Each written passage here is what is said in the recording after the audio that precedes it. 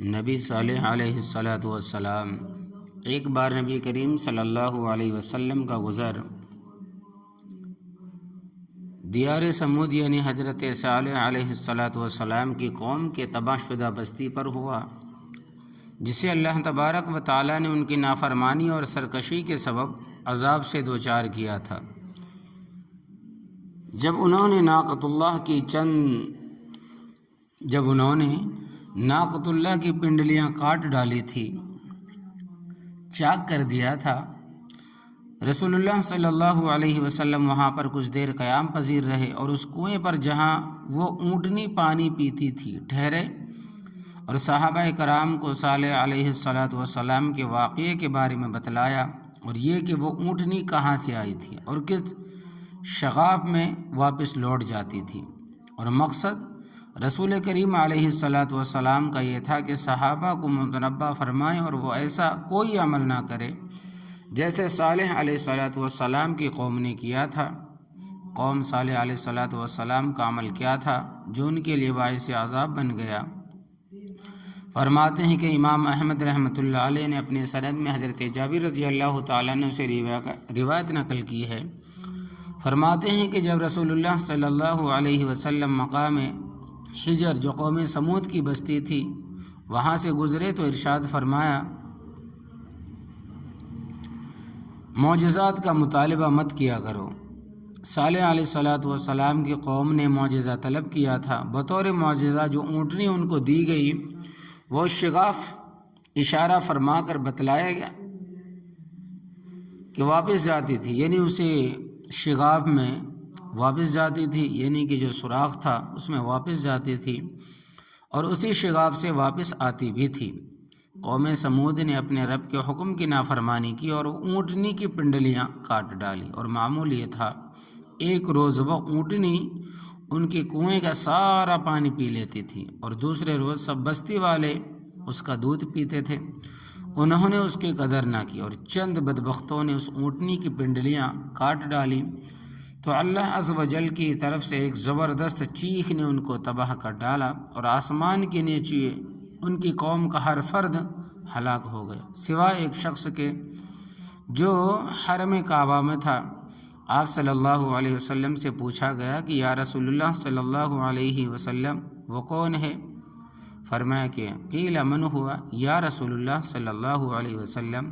قال ہوا ابو رغال فلما خرج من الحرم اصابہ ما اصاب قومہ۔ فرمایا کہ اس کا نام ابو رغال ہے، اور جیسے ہی وہ حرم سے باہر نکلا تو اسے بھی اسی عذاب سے دوچار ہونا پڑا جس نے اس کی قوم کو تباہی سے دوچار کیا تھا۔ غرض اس طرح پوری قوم سمود کو صفحہ ہستی سے نیست و نابود کر دیا گیا۔ اس حدیث میں نبی کریم سرور دو عالم صلی اللہ علیہ وسلم نے اللہ کے نبی حضرت صالح علیہ السلام کی قوم سمود پر ہونے والے عذاب کے متعلق بعض اہم باتیں بیان فرمائی ہے۔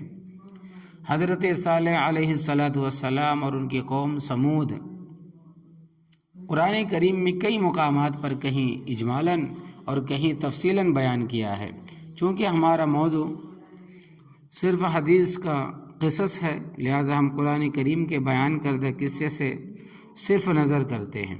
یہاں اس واقعے کا مختصر خلاصہ بیان کر کے حدیث کے بالا میں بیان کیے گئے اہم نکات کی وضاحت بیان کریں گے۔ اونٹنی کو نقصان پہنچانے کا واقعہ۔ قرآن کریم کے بیان کردہ قصے کا خلاصہ یہ ہے کہ اللہ رب العزت نے حضرت صالح علیہ السلام کو قوم سمود سے عاد ثانیہ بھی کہا جاتا ہے طرف مبعوث فرمایا تھا۔ تمام انبیاء علیہ السلام کی طرح حضرت صالح علیہ السلام بھی قوم کی ہدایت اور ایمان کے لیے دعوت دیتے اور اسی کوشش میں لگے رہتے۔ ایک بار ان کی قوم نے ان سے ایک معجزہ طلب کیا، وہ یہ کہ اے صالح، اگر تم ایک سخت اور ٹھوس چٹان کے اندر سے ایک حاملہ اونٹنی نکال کر دکھاؤ تو ہم تم پر ایمان لے آئیں گے اور تمہیں اللہ تبارک و تعالیٰ کا نبی تسلیم کر لیں گے۔ اللہ جل جلالہ نے اپنی قدرت کاملہ سے حضرت صالح علیہ الصلوۃ والسلام کی دعا سے قوم کے سامنے ہی ایک چٹان سے حاملہ اونٹنی نکال دی۔ اس فرمائشی معجزہ کا مشاہدہ کرنے کے باوجود قوم ایمان نہیں لائی، بلکہ پہلے سے زیادہ اور تکذیب کرنے لگی۔ سنت اللہ تبارک و تعالیٰ کا ضابطہ یہ ہے کہ جب کوئی قوم فرمائشی معجزہ طلب کرتی ہے تو ان کے نبی کی دعا سے اللہ تبارک و تعالیٰ وہ معجزہ عطا فرما دیتے، لیکن اس کے باوجود اگر وہ قوم ایمان نہیں لاتی تو پھر اس پر عذاب نازل ہونے میں زیادہ وقت بھی نہیں لگتا۔ غرد سمود نے معجزہ دیکھنے کے باوجود حضرت صالح علیہ السلام کی تکذیب کی۔ وہ اونٹنی چونکہ غیر معمولی طور پر پیدا ہوئی تھی، لہذا اس کا جسم اور قد و قامت بھی غیر معمولی بڑا تھا، بہت نہایت لحیم شہیم تھی، بہت لمبی، بہت موٹی تازی، اور جس جنگل میں چرتی تھی تو وہاں کے جانور ڈر کر جنگل سے بھاگ جاتے تھے، اتنی بڑی اونٹنی تھی۔ قوم کے کنویں پر پانی پینے آتی تو سارا کنواں خالی کر دیتی تھی۔ قوم نے جب دیکھا کہ وہ ان کا سارا پانی وغیرہ ختم کر دیتی ہے تو انہوں نے اس کا قصہ پاک کرنے کا منصوبہ بنایا۔ تو اللہ تبارک و تعالیٰ نے حضرت صالح علیہ السلام کے ذریعہ انہیں حکم دیا تھا کہ اس اونٹنی کو نقصان نہ پہنچایا جائے، بلکہ اس کی عزت کریں، اس کی تکریم کریں، اس کی خدمت کریں، لیکن وہ نہ مانے، اور بالآخر قیدار بن سالف نامی شخص نے ایک روز اس اونٹنی کی پنڈلیاں کاٹ ڈالی اور وہ اونٹنی مر گئی۔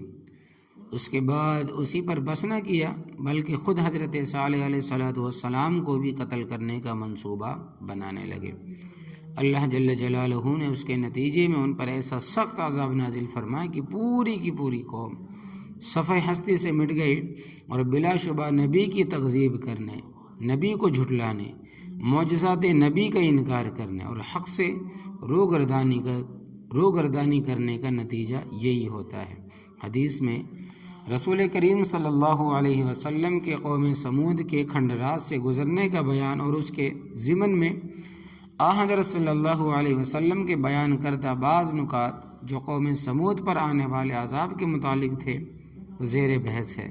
یہ سفر جس میں حضرت صلی اللہ علیہ وسلم کا گزر دیار سمود پر ہوا غزوہ تبوک کا سفر تھا۔ راہ میں دیار سمود جن کا قرآنی نام حجر ہے پر گزر ہوا تو صحابہ کرام رضی اللہ عنہم اجمعین نے وہاں پر پڑاؤ ڈالا۔ بعض صحابہ نے ان کنووں سے پانی بھی پیا جن سے قوم سمود کے لوگ پیتے تھے، اور اس پانی سے آٹا گوندا، سالن پکائے۔ جب رسول اللہ صلی اللہ علیہ وسلم نے دیکھا تو حکم فرمایا کہ اپنی ہانڈیاں الٹ دے اور آٹا اپنے اونٹوں کو کھلا دے۔ اس کے بعد آپ صلی اللہ علیہ وسلم فوراً صحابہ رضی اللہ عنہ کو لے کر وہاں سے کوچ کر گئے، اور صحابہ رضی اللہ عنہ سے فرمایا جلدی جلدی وہاں سے نکل جائیں، کیونکہ یہ وہ مقام تھا جہاں پر عذاب الہی نازل ہوا تھا، اور عذاب الہی سے ڈرتے ہوئے اور گھبرا کر گزر جانا چاہیے کہ کہیں وہی عذاب ہم پر بھی نہ آ پڑے۔ چنانچہ حدیث میں آتا ہے کہ آپ صلی اللہ علیہ وسلم نے صحابہ کرام رضی اللہ عنہ کو حکم فرمایا کہ اس مقام سے روتے ہوئے اور استغفار کرتے گزرے، جس کی علت بھی یہی بیان فرمائی کہ مجھے ڈر ہے کہ کہیں تم پر بھی وہی عذاب نہ آ جائے جو ان پر قوم سمود پر آیا تھا۔ انی اخشی ان یصیبکم ما اصابہم۔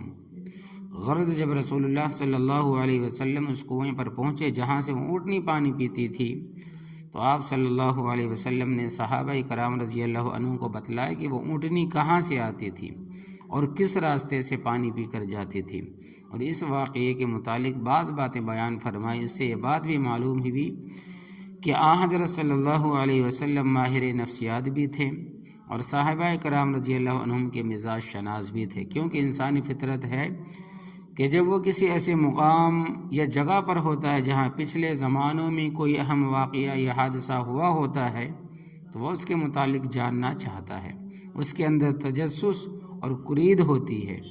حضرت صلی اللہ علیہ وسلم نے صحابہ کرام کی اس فطری جستجو کا خیال فرمایا اور انہیں اس واقعے کے متعلق بتلایا کہ وہ اونٹنی کہاں سے آتی تھی اور کس راستے سے واپس جاتی تھی۔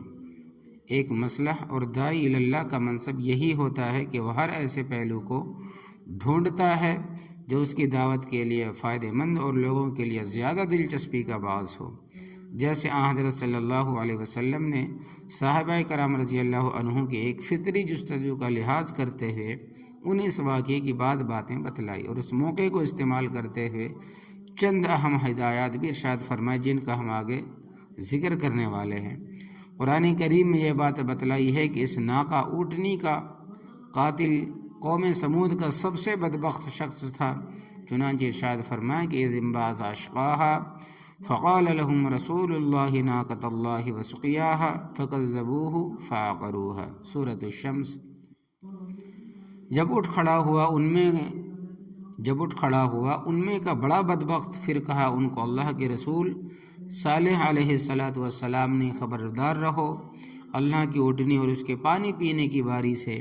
پھر انہوں نے اس کو جھٹلایا اور اونٹنی کے پاؤں کاٹ ڈالے۔ اس سے معلوم ہوا کہ قوم سمود کا سب سے بدبخت شخص وہ تھا جس نے اونٹنی کے پاؤں کاٹے۔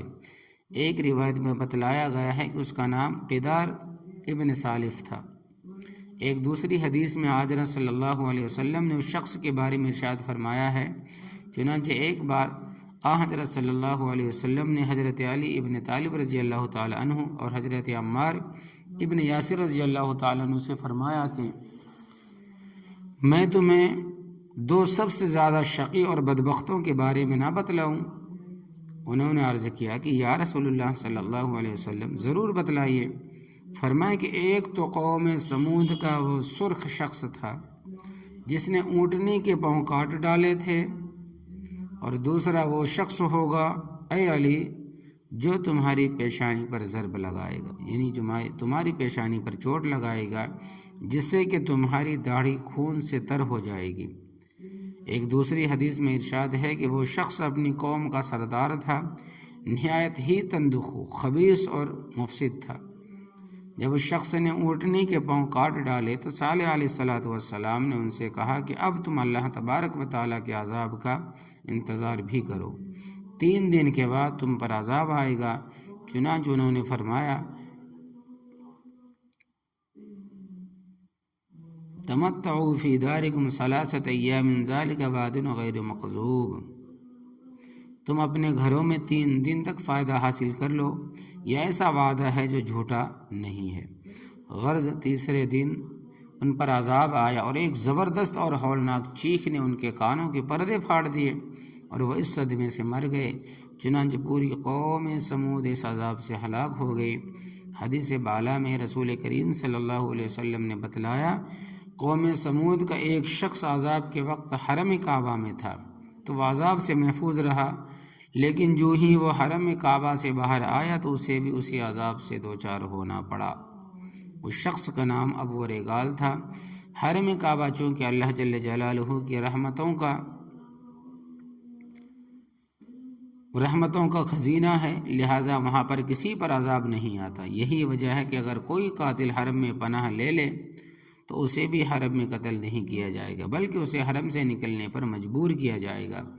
اسی طرح حدیث بالا میں رسول اللہ صلی اللہ علیہ وسلم نے صحابہ کرام کو معجزات کے مطالبے سے منع فرما، جیسا کہ حضرت صالح علیہ السلام کی قوم نے معجزہ طلب کیا تھا، چونکہ معجزے کے مطالبے پر اگر معجزہ دکھایا جائے اور پھر اس کی تکذیب کی جائے تو اس پر عذاب نازل ہوتا ہے۔ چند عبرت نصیحت۔ حدیث بالا میں بیان کردہ واقعہ سے کچھ فائدے حاصل کریں۔ نمبر 1، معجزات کے طلب کرنے کی ممانعت۔ نمبر 2، اللہ تبارک و تعالیٰ کے انتقام، اس کے عذاب و پکڑ سے انسان کو ڈرنا چاہیے، اس کی پکڑ بہت سخت ہے۔ ان بطش ربک لشدید، بے شک آپ کے رب کی پکڑ بہت زیادہ سخت ہے۔ نمبر 3، اللہ تبارک و تعالیٰ نے حضرت صالح علیہ السلام کو جو اونٹنی بطور معجزہ دی گئی تھی وہ اپنی خلقت، جسم وقامت، صورت اور عادات کے اعتبار سے غیر معمولی تھی، اور اس کے اندر پائی جانے والی غیر معمولی خصوصیات دوسرے اونٹوں اور اونٹنیوں میں نہیں پائی جاتی۔ گویا اس کا وجود خود اس بات پر دلالت کرتا تھا کہ وہ نارمل اور عام حالات کی پیداوار نہیں ہے، بلکہ خصوصی حالات میں بطور معجزہ کے اللہ تبارک و تعالی نے اسے پیدا کیا ہے۔ نمبر 4، حدیث سے ان مقامات اور جگہوں پر جانے اور قیام کی مشروعیت ثابت ہوتی ہے جہاں اللہ تبارک و تعالیٰ کا عذاب نازل ہوا ہو تاکہ عبرت و موعظت حاصل کیا جائے، جیسا کہ رسول اللہ صلی اللہ علیہ وسلم نے قوم سمود کے کنویں پر قیام کیا اور وہاں پیش آنے والے واقعے کے متعلق صحابہ کرام کو بتلایا تاکہ اس سے عبرت حاصل ہو اور توبہ استغفار کی طرف توجہ ہو۔ چنانچہ اللہ رب العالمین نے خود قرآن کریم میں اس مقصد کے لیے کہ سیروا فی الارض، قل سیروا فی الارض، فرمایا کہ زمین پر چلو پھرو کا حکم فرمایا ہے تاکہ گھومو پھرو۔ فانظر کیف کان عاقبۃ المکذبین، جھٹلانے اور تقسیم کرنے والوں کا انجام دیکھیے کا موقع ملے اور انسان کے لیے عبرت حاصل کرنے کے ساتھ ساتھ شعور و آگہی کے در کھلیں اور وہ اپنے رب کریم کی معرفت حاصل کریں۔ نمبر 5، حدیث سے حضرت صلی اللہ علیہ وسلم کی دقت علم کا بھی پتہ چلتا ہے کہ آپ صلی اللہ علیہ وسلم نے صحابہ کرام رضی اللہ عنہ کو یہ بتلا دیا کہ اونٹنی کس راہ سے آتی اور کس راستے سے جاتی تھی، اور اس میں کوئی حیرت کی بات نہیں، کیونکہ رسول اللہ صلی اللہ علیہ وسلم کا علم وحی اور وحی الہی سے حاصل کردہ ہے، اور اس علیم و خبیر ہستی کی عطا ہے جس کے علم نے ساری کائنات کے قدیم و جدید کا احاطہ کر رکھا ہے۔ نمبر 6، حرم کعبہ کا ہر شخص کے لیے جائے پناہ ہونا بھی حدیث سے ثابت ہوتا ہے، خواہ اس میں پناہ لینے والا ظالم ہو یا قاتل ہو۔ حرم کعبہ میں کسی کو نقصان نہیں پہنچایا جا سکتا، حتیٰ کہ اس کے اندر انسان عذاب الہی سے بھی محفوظ رہتا ہے۔ ومن دخلہ کان آمنا، اور جو اس میں داخل ہو گیا وہ امن میں ہے۔ چنانچہ اسی امن کا نتیجہ تھا کہ اب ورغال جو قوم سمود کا فرد تھا، حرم میں ہونے کی وجہ سے عذاب سے بچا رہا، اور حرم سے نکلتے ہی اس پر پھر عذاب نازل ہو گیا۔ اللہ تبارک و تعالی تمام مسلمانوں کو ہر طرح کے عذاب سے محفوظ عطا فرمائے، آمین یا رب العالمین۔